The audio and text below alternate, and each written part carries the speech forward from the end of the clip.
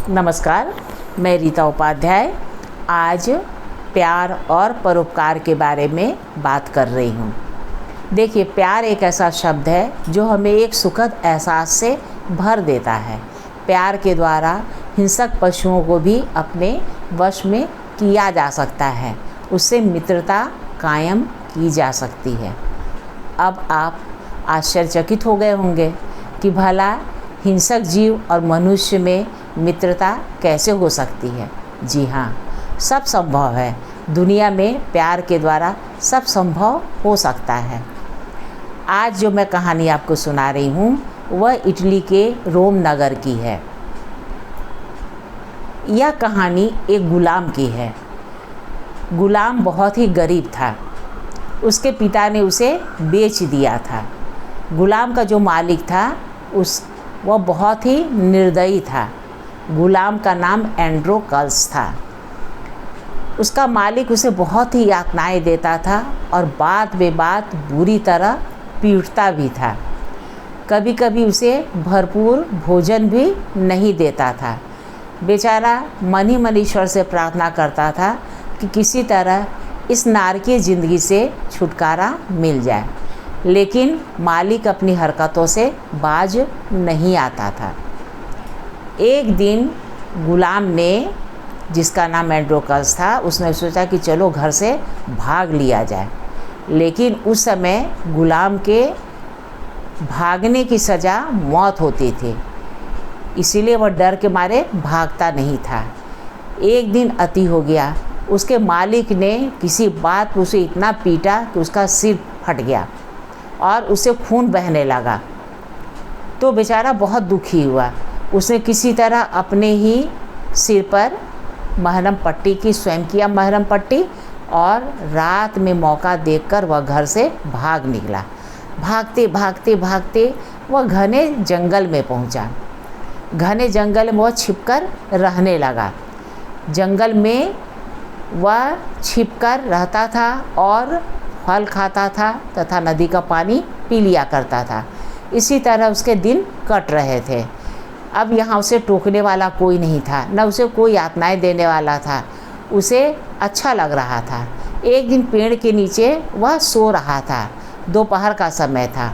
अचानक उसकी नींद खुली तो उसे लगा कि कोई कराह रहा है और साथ ही साथ गुर्रा भी रहा है।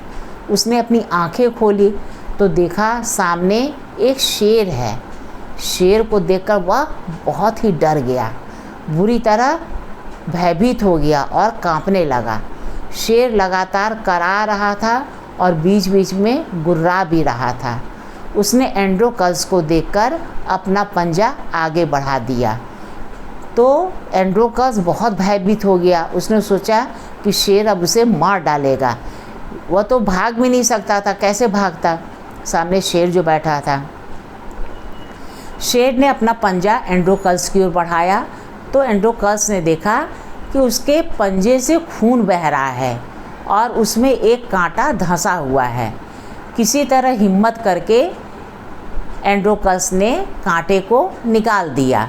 जब कांटा निकाल दिया तो शेर को थोड़ा आराम लगा। उसने अपने पंजे को चाटा और अपनी जीभ से एंड्रोकल्स को जगह जगह चाटकर अपनी कृतज्ञता व्यक्त की और अपनी मित्रता भी पेश की। शेर वहाँ से चला गया। एंड्रोकल्स ने राहत की सांस ली। दूसरे दिन शेर फिर आ धमका। एंड्रोकल्स फिर डर गया, लेकिन यह क्या, शेर ने आते ही एंड्रोकल्स के बदन पर जीभ से चाटना शुरू कर दिया और इस तरह से उसने अपनी मित्रता पेश की। एंड्रोकल्स का भय थोड़ा कम हुआ। अब यह प्रायः क्रम होता गया। शेर आता और एंड्रोकल्स के साथ घूमता फिरता, इधर उधर चलता। दोनों इधर उधर घूमते और जीवन का आनंद उठा रहे थे। शेर कभी कभी शिकार करता और अपने शिकार में से कुछ गोश्त का टुकड़ा एंड्रोकल्स को दे दिया करता। एंड्रोकल्स उसे भून कर खाता। इस तरह से दिन बीत रहे थे। निहायत स्वच्छंदता भरा जीवन था, लेकिन इस जीवन से और एकाकीपन से एंड्रोकल्स बहुत ही जल्दी ऊब गया। उसने सोचा कि कब तक इस बियाबान जंगल में मैं छिप कर रहूँगा, कभी ना कभी तो राजा के सिपाही मुझे पकड़ ही लेंगे। एक दिन उसने योजना बनाई कि क्यों ना रात में अपने गृहनगर की ओर चला जाए। अगर बच गया तो वह स्वतंत्र हो जाएगा। वह छिपते छिपते अपने गृहनगर की ओर चल पड़ा, किंतु रास्ते में राजा के सिपाहियों ने उसे पकड़ लिया।